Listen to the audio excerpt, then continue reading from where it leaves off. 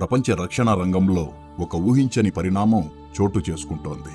మొన్నటి వరకు ఒక చారిత్రక ఒప్పందంగా మారుతుందనుకున్న డీల్ ఇప్పుడు అర్ధాంతరంగా ఆగిపోయే పరిస్థితులు కనిపిస్తున్నాయి. ఒకవైపు ఆకాశంలో తిరుగులేని ఆధిపత్యాన్ని ప్రదర్శించే అత్యాధునిక యుద్ధ విమానాలు కావాలి. మరోవైపు మన దేశ సార్వభౌమాధికారం, ఆత్మాభిమానం ఏమాత్రం తగ్గకూడదు.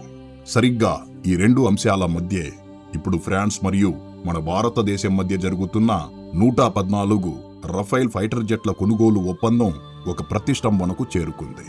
ఫ్రాన్స్ వ్యవహరిస్తున్న తీరు, వారు పెడుతున్న అసంబద్ధ షరతులు చూస్తుంటే ఇది కేవలం ఆయుధాల వ్యాపారంలా కాకుండా పరోక్షంగా ఒక దేశాన్ని తమ గుప్పెట్లో పెట్టుకునే కుట్రలా కనిపిస్తోంది. అసలు తెర వెనుక ఏం జరుగుతోంది? ఫ్రాన్స్ ఎందుకు ఇంతలా బరి తెగిస్తోంది? దీనికి మన భారత ప్రభుత్వం ఇచ్చిన దిమ్మ తిరిగే కౌంటర్ ఏంటి వంటి విషయాలను ఈ వీడియోలో వివరంగా తెలుసుకుందాం. కానీ ముందుకు వెళ్ళబోయే ముందు దయచేసి ఈ వీడియోను లైక్ చేయండి.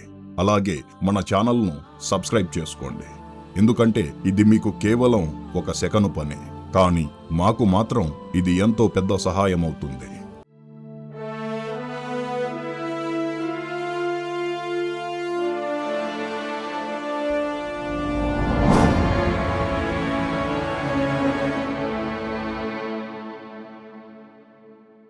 భారత వాయుసేన బలాన్ని మరింత పెంచేందుకు పాతబడిపోతున్న విమానాల స్థానంలో 114 కొత్త మల్టీరోల్ ఫైటర్ ఎయిర్క్రాఫ్ట్లను కొనుగోలు చేయాలని మన రక్షణ శాఖ ఎప్పటినుంచో ప్రణాళికలు రచిస్తోంది. ఈ భారీ ఒప్పందం కోసం ప్రపంచవ్యాప్తంగా ఉన్న ఎన్నో ప్రముఖ రక్షణ సంస్థలు పోటీ పడ్డాయి. కానీ అందరి దృష్టి మాత్రం ఫ్రాన్స్కు చెందిన డసాల్ట్ ఏవియేషన్ తయారు చేసే రఫైల్ విమానాలపైనే ఉంది. దానికి కారణం లేకపోలేదు. ఇప్పటికే మన దగ్గర రఫైల్ విమానాలు ఉన్నాయి. వాటి నిర్వహణకు అవసరమైన మౌలిక సదుపాయాలు కూడా మన వైమానిక స్థావరాలలో సిద్ధంగా ఉన్నాయి. కాబట్టి మళ్లీ రఫైల్ విమానాలనే ఎంచుకుంటే శిక్షణ మరియు నిర్వహణ ఖర్చులు తగ్గుతాయని అందరూ భావించారు. కానీ సరిగ్గా ఇక్కడే ఫ్రాన్స్ ఒక పెద్ద తప్పు చేసింది. మనకున్న ఈ అవసరాన్ని చూసుకుని భారతదేశం తమ విమానాలు కాకుండా వేరే ఆప్షన్ వైపు వెళ్లలేదని వారు ఒక అహంకారపూరితమైన నిర్ణయానికి వచ్చారు. అమెరికా విమానాలు కొంటే వారు ఎన్నో ఆంక్షలు విధిస్తారని ప్రపంచానికి తెలుసు. అలాగే రష్యా నుంచి కొనుగోలు చేస్తే లాజిస్టిక్స్ మరియు భౌగోళిక రాజకీయాల పరంగా కొన్ని ఇబ్బందులు వస్తాయి. ఇక మన సొంత తేజస్ విమానాలు ఇంకా పూర్తి స్థాయిలో భారీ సంఖ్యలో ఉత్పత్తి అయ్యి వాయుసేనకు అందడానికి కొంత సమయం పడుతుంది. ఈ సమీకరణాలన్నీ లెక్క వేసుకున్న ఫ్రాన్స్ భారతదేశానికి వేరే దారి లేదు, ఖచ్చితంగా తమ దగ్గరకే వస్తారనే అతి విశ్వాసంతో అసలు రంగు బయటపెట్టింది. సాధారణంగా ఏదైనా ఒక వస్తువును భారీ సంఖ్యలో కొనుగోలు చేస్తున్నప్పుడు దాని ధరలో కొంత రాయితీ రావడం సహజం. కానీ ఫ్రాన్స్ మాత్రం 2018లో మనం కొనుగోలు చేసిన ధర కంటే రెట్టింపు ధరను డిమాండ్ చేస్తోంది. ఒక్కో రఫేల్ విమానానికి దాదాపు $310 మిలియన్ చెల్లించాలని షరతు పెట్టింది. ఇది ఎంత భారీ మొత్తం అంటే అమెరికాకు చెందిన 5వ తరం అత్యాధునిక F-35 విమానం ధర కంటే ఇది చాలా ఎక్కువ. అయినా సరే ఆధునిక సాంకేతికత వస్తుంది కదా అని మన దేశం ఒక మెట్టు దిగి ఆ ధర చెల్లించడానికి కూడా సన్నద్ధమైంది. అయితే ఫ్రాన్స్ యొక్క షరతులు అక్కడితో ఆగలేదు. ఇంత భారీ మూల్యం చెల్లిస్తున్నప్పటికీ ఆ విమానాలకు సంబంధించిన సోర్స్ కోడ్ ఇచ్చేందుకు వారు నిరాకరించారు. కనీసం 100% సాంకేతిక బదిలీ చేస్తారా అంటే అదీ లేదు. పోనీ అత్యంత ప్రతిష్టాత్మకమైన మేక్ ఇన్ ఇండియా చొరవ కింద ఆ 114 విమానాలను 100% మన దేశంలోనే సొంతంగా తయారు చేసుకునే హక్కు ఇస్తారా అంటే దానికి కూడా ఒప్పుకోలేదు. కేవలం 60 నుండి 70% చిన్న చిన్న విడిభాగాలు మాత్రమే ఇక్కడ తయారు చేసుకోవచ్చని, అత్యంత కీలకమైన సాంకేతిక పరిజ్ఞానం మాత్రం ఫ్రాన్స్లోనే ఉంటుందని తేల్చి చెప్పారు. అంటే విడిభాగాలను ఫ్రాన్స్ నుంచి పంపించి ఇక్కడ కేవలం వాటిని అసెంబ్లీ చేయడం అన్నమాట. మనల్ని కేవలం ఒక అసెంబ్లింగ్ హబ్గా మాత్రమే చూడాలని వారు ప్రయత్నించారు. ఇంత జరుగుతున్నా ఈ విమానాల వ్యూహాత్మక అవసరం దృష్ట్యా మన ప్రభుత్వం ఈ షరతులకు కూడా చాలా వరకు అంగీకరించింది. కానీ ఫ్రాన్స్ వేసిన ఇంకో ఎత్తుగడతో భారత ప్రభుత్వ సహనం నశించింది. అదే సాఫ్ట్వేర్ ఇంటిగ్రేషన్. భవిష్యత్తులో మన రక్షణ పరిశోధన సంస్థలు తయారు చేసే బ్రహ్మోస్, అస్త్ర, రుద్రం లాంటి మన సొంత మిసైళ్లను ఆ రఫేల్ విమానాలకు అమర్చుకునే స్వేచ్ఛ మనకు కావాలని భారత్ కోరింది. ఇది ఒక సార్వభౌమ దేశంగా మన కనీస హక్కు. మన విమానం, మన ఆయుధం. కానీ దాన్ని ప్రయోగించాలంటే మాత్రం ఫ్రాన్స్ అనుమతి తీసుకోవాలా? ఈ చిన్న మరియు అత్యంత ప్రాథమికమైన డిమాండును కూడా ఫ్రాన్స్ నిర్మోహమాటంగా తిరస్కరించింది. ఈ ఒక్క కారణంతోనే ఈ డీల్ మొత్తం క్యాన్సిల్ చేసే ఆలోచనలో భారతదేశమున్నట్లు స్పష్టమైన సంకేతాలు వెలువడుతున్నాయి. అన్ని షరతులకు ఒప్పుకున్న మనం కేవలం ఈ సాఫ్ట్వేర్ ఇంటిగ్రేషన్ కోసం ఇంత పెద్ద నిర్ణయం ఎందుకు తీసుకున్నాము?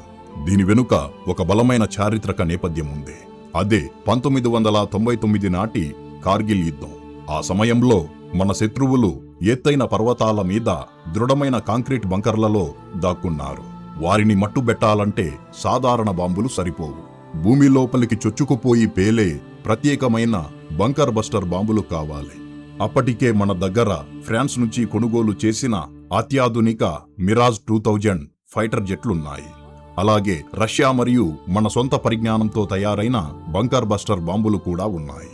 కానీ ఆ బాంబులను మిరాజ్ విమానాలకు అమర్చడానికి ఫ్రాన్స్ మనకు ఆశించిన స్థాయిలో సాంకేతిక సహకారం అందించలేదు. ఆ సమయంలో మనం పడ్డ ఇబ్బందులు, ఆ వ్యూహాత్మక లోపం కారణంగా మనం ఎదుర్కొన్న నష్టం మన సైనిక చరిత్రలో ఒక పాఠంలా మిగిలిపోయింది. ఆనాడే మన రక్షణ దళాలు ఒక గట్టి నిర్ణయానికి వచ్చాయి. భవిష్యత్తులో ఏ దేశం నుంచి ఆయుధాలు కొనుగోలు చేసినా అందులో మన సొంత ఆయుధాలను అమర్చుకునే స్వేచ్ఛ ఖచ్చితంగా ఉండాలి. ఎవరి అనుమతి కోసం మనం ఎదురు చూడకూడదు. ఈ విధానాన్ని మనం ఇప్పుడు తూచా తప్పకుండా పాటిస్తున్నాం. ఆయుధం మనది కానప్పుడు, దానిపై నియంత్రణ మనకు లేనప్పుడు అది కేవలం ఒక ప్రదర్శన వస్తువుగా మిగిలిపోతుందే తప్ప యుద్ధభూమిలో శత్రువుల మీద మనకు ఆధిపత్యాన్నివ్వదు. ఫ్రాన్స్ అనుసరిస్తున్న ఈ గుత్తాధిపత్య ధోరణి కేవలం మనకే కాదు, ప్రపంచవ్యాప్తంగా ఇతర దేశాలకు కూడా అర్థమవుతోంది. దానికి ఉదాహరణే ఇండోనేషియా.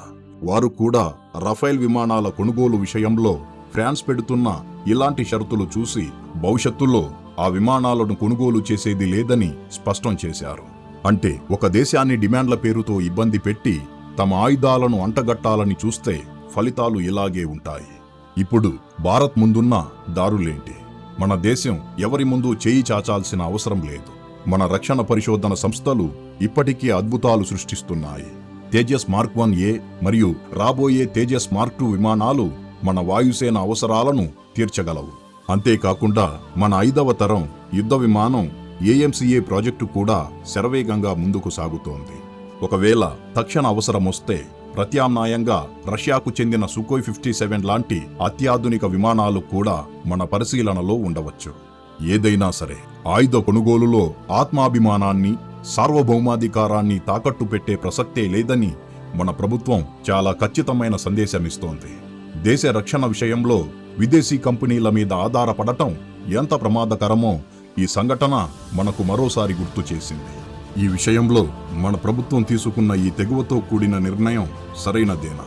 భవిష్యత్తులో మనం స్వదేశీ పరిజ్ఞానంపైనే పూర్తి స్థాయిలో ఆధారపడటమే మంచిదా? మీ అభిప్రాయాన్ని దయచేసి కామెంట్ బాక్సులో తెలియజేయండి. ఈ వీడియో కిందే ఫ్రెండ్స్, ఈ వీడియో మీకు నచ్చినట్లయితే లైక్ చేయండి. అలాగే ఇలాంటి మరిన్ని ఇన్ఫర్మేటివ్ వీడియోస్ కోసం ఇప్పుడే మన ఛానల్ను సబ్స్క్రైబ్ చేసుకోండి. జై హింద్.